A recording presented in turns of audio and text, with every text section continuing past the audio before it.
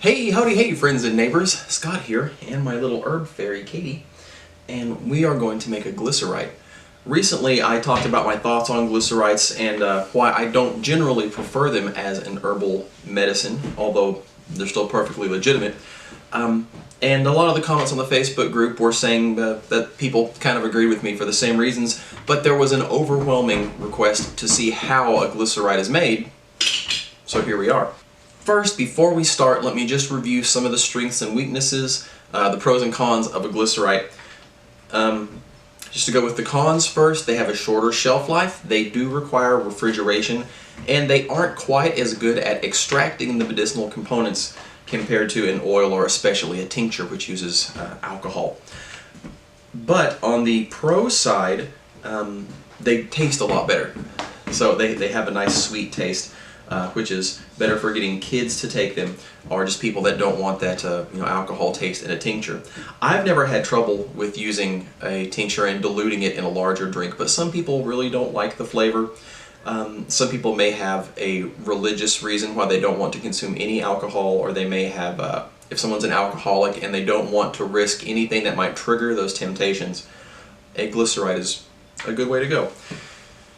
Regarding their less effective extraction, one of our Facebook members, Nan Morrow, I believe, suggested adding a little bit of alcohol before you mix it with the glycerin, mixing just a little bit with the herbs just to get them wet to help jumpstart the extraction process, and I think that's a fabulous idea.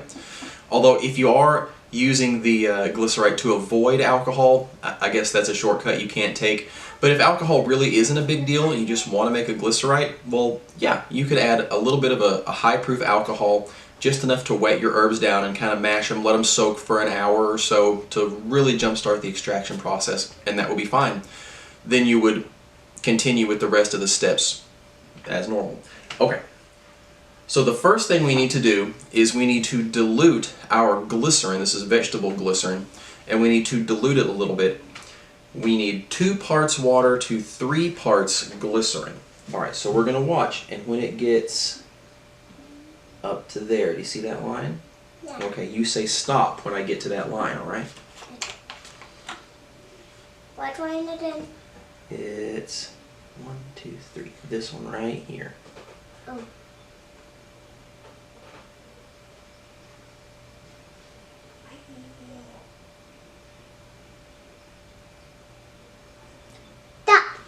Okay, good call. Now, you know what? We should get a spoon to stir this up. Would you get me a spoon? Okay. Yes, will you stir it up for us?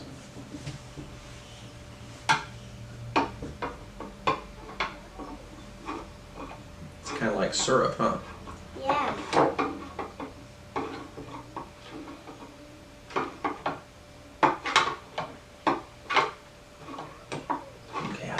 Good.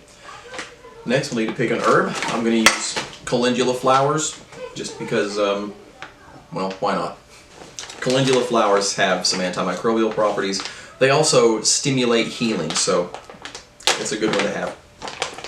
Okay, and if we'll put our flowers in the jar there.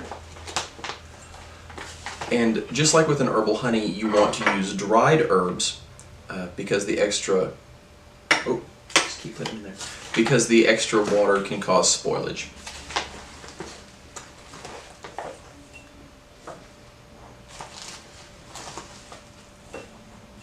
There we go. That'll be close enough. All right.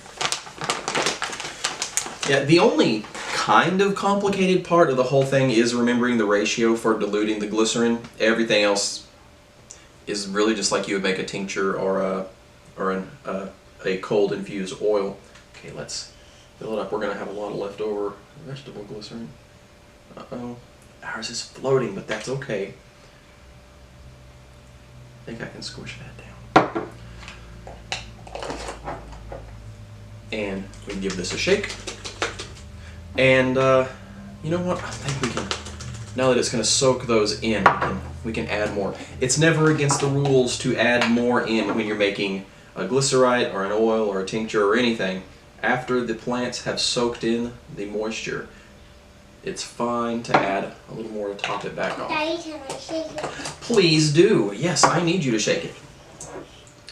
And say nice things to it, send it good energy. I know it sounds silly, but I've done experiments over and over again, and it actually has an effect. Even though my, conventional schooling tells me that it shouldn't have an effect, it does every time. Yes. Now, we just want to pop this in the refrigerator and refrigerate it for a few weeks. Shake it every day, especially for the first, week or week and a half or 2 weeks. The more you shake it, the better. It just helps it infuse. And let's pretend that the time has gone by. Oh, I need a bowl. Okay, let's pretend that we started this a few weeks ago. And we'll just... Ooh, this would... If I had the strainer, this would be easier. I really did not think this through all the way. Yes. We'll just set this to the side because we don't need that right now. Daddy, can I do it for? Well, babe, I'm gonna do it this way because I don't want to get my hands sticky. Actually, 2 reasons I'm using the gloves. One is I don't want to get my hands sticky. Okay, 3 reasons. I don't want to get my hands sticky. I don't want to spread germs. I usually don't care too much if I'm making a tincture, if it's for us. If I'm making it for somebody else, I'll wear gloves. But the alcohol in the tincture is just going to kill the germs. But this is not quite as antimicrobial. It's not as shelf-stable as the others. This will last 6 months to a year-ish in refrigeration. And out on your counter, it'll last, I don't know, I've never tried it, but it won't last that long. It will spoil. Probably. I guess it depends on the herbs. So then we would squeeze it. And I'll show you, this has already taken on a little bit of the color of the herb, or I'll try to show you. There. Although it's not very strong because we just ran it through. Pee-pee. It looks like pee-pee. But yeah, then we would clean our jar out so it didn't have plant parts. And then you pour it back in the jar. And we put a label on there, close it back up, and put it back in the refrigerator. It do look like pee-pee. And that's your glycerite. And a lot more kid-friendly. Little sticky, little syrupy. Okay, we're going to put this back in here, and then we're going to put it in the fridge because then we're going to have a glycerite. But it actually needs to soak. What will we use this for? That's just a little extra. Okay, that's it. That's making a glycerite. If you still have any questions, put them in the comments, and I'll do my best to answer them. Otherwise, I think we're gonna go now. We're gonna get cleaned up. Bye. Thank you, Katie, for being my helper. Did you need to make your own now? Okay, well, let me get this turned off. Hey viewer, you know what you need? You need some extra content. Extra text posts, extra pictures, behind the scenes, extra videos, ebooks, all kinds of cool stuff over on my Patreon page. And you can check it out right at the address there. The benefits start as low as $1 a month. $1! Come on, who doesn't have $1? And then you can pay $1 and you can get your free stuff, and then you can go if you want to. No hard feelings, but I think you're going to want to stay because there's a lot of cool stuff over there. Or why not buy a shirt? Get some cool gear. Get an official A Forager's Guide to the Zombie Apocalypse t-shirt over at Teespring. You can follow that address right there. And I'm going to tell you what, I priced mine a lot lower than everybody else prices theirs, so it's a good deal. And when the zombie apocalypse inevitably comes, don't you want to be able to wear that shirt so that the people around you know not to loot and harm you because you're one of the ones that can show them the edible plants? And of course it will tell the zombies just to stay away because they're going to see that shirt and they're going to go, whoa, this person knows what they're talking about. Clearly I cannot bite and infect the person wearing this shirt. Go on, get a shirt.